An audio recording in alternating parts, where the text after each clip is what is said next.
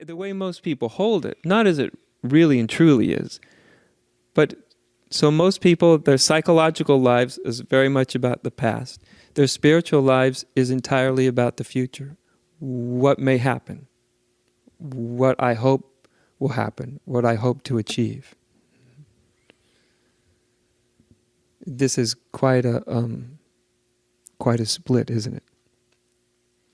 You notice neither one of those stories, the psychological story, which is the past, and the spiritual story, which is the hope for the future, are actually have much room in them for here and now. Because for most people, here and now is defined by the past and the future. It's like this, what do they call those doors that kind of swing around and open?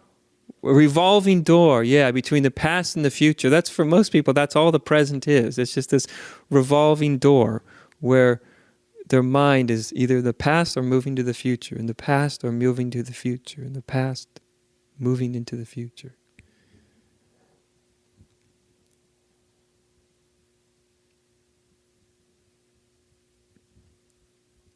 But in real spirituality, what one is actually discovering is the truth of now. Because this thing of truth, reality, the sacred which is the timeless dimension. Timeless means no time. It doesn't mean timeless does not mean something that lasts a long time, or really so long that it's timeless. Timeless means no time. No time means now. Reality would have to be now.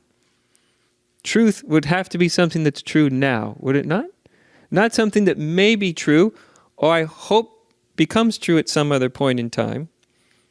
But what's actually true now? What is real? What is actual? Right here and right now. It's the same thing with freedom.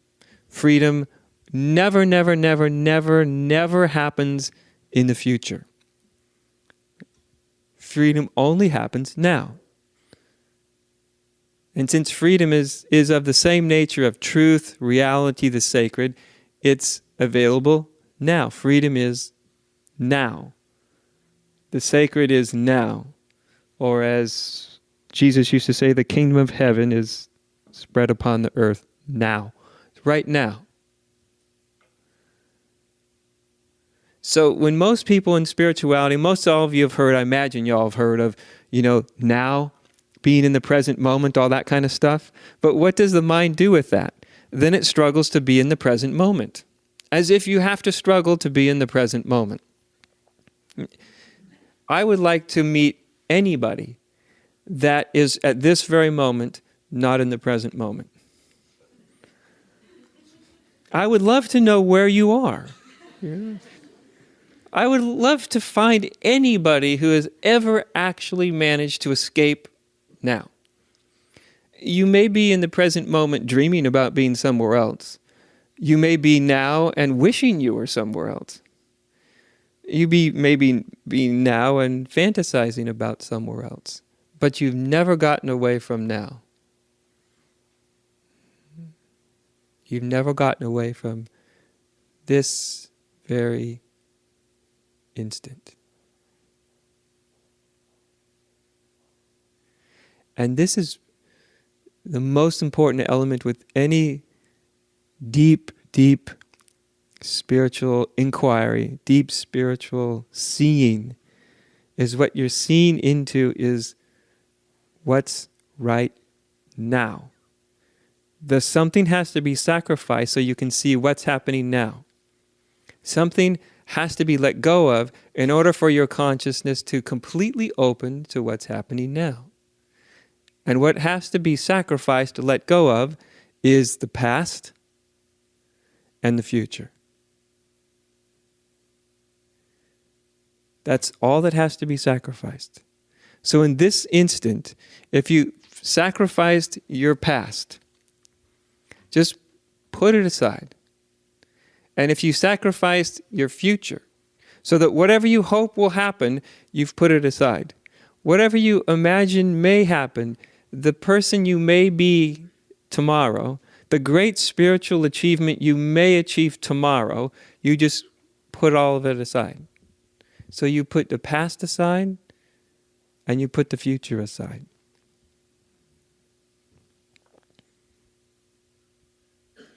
So there's no running away from the past and there's no running towards the future.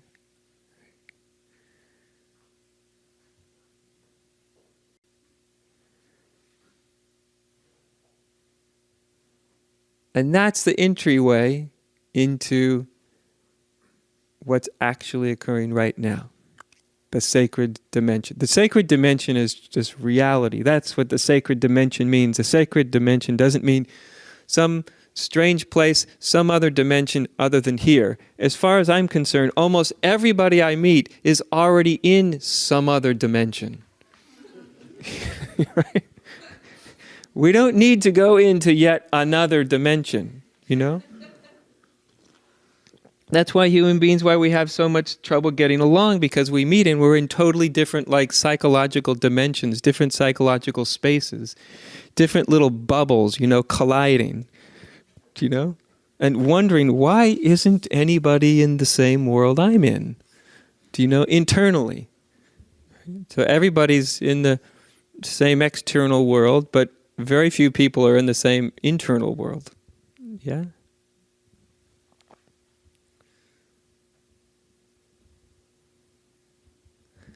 So if one was to let go of past for the moment, in this moment, this isn't like an exercise that I'm saying, listen to what I have to say and then do it tomorrow. It's like, can you do it now? Because who knows, you may not make it out of this room. You never know, Something could happen. So it's really is what happens when you let go of past and you let go of projection into the future.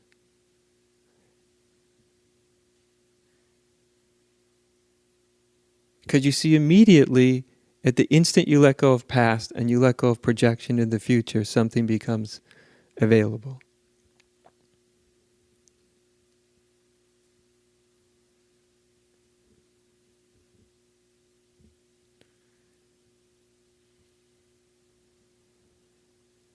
The first thing you notice when you let go of the past and you let go of the future, what might happen, is all of a sudden you don't know who you are anymore. Because you've defined yourself entirely from the past, what has happened, what you're running away from, in the future, what may happen and what you're moving towards. That's how we define ourselves. That's who you think you are, is defined by your past and the future. And if you put the past and the future aside, because after all, they're only abstractions, aren't they? They're only thoughts. The past is nothing but a memory.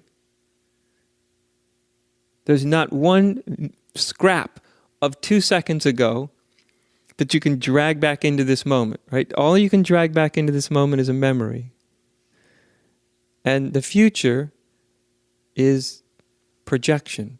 So both of them occur only in the mind, one of them through memory, the past, the other one through projection into the future. That's called a virtual world.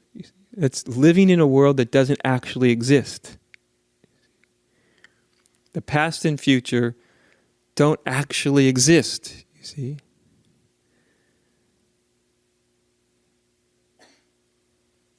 They have become memory and projection. And so you kind of lose yourself when you step out of the past and when you step out of the future. In other words, you don't know how to define yourself anymore. I don't know if you can sense that. Who are you without a past? I mean, this may sound abstract, but if you actually try it on, if you actually do it, you may surprise yourself. What are you without even 1 minute ago? See, because one minute ago, You probably had parents. You had a job you were at earlier today. You had what you liked. You had what you didn't like. You see what I mean? You had your spirituality. All that might have existed 1 minute ago, but when you realize it's actually at this instant, my mind's just creating it as a memory. And it defines who you think you are. What happens when you start to let it go?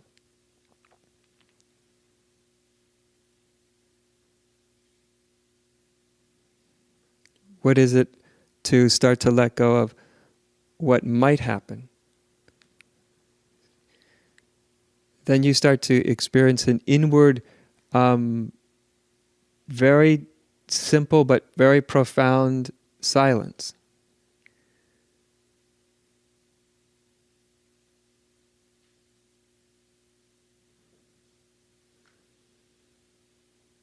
It's not a silence that you're achieving through effort.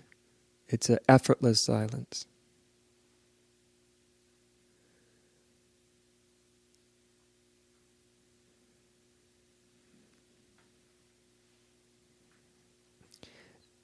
And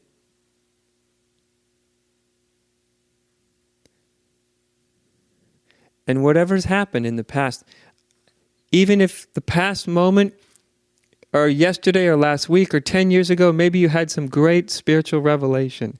Maybe you had some kind of spiritual awakening. Maybe you had a whole different revelation about your true identity.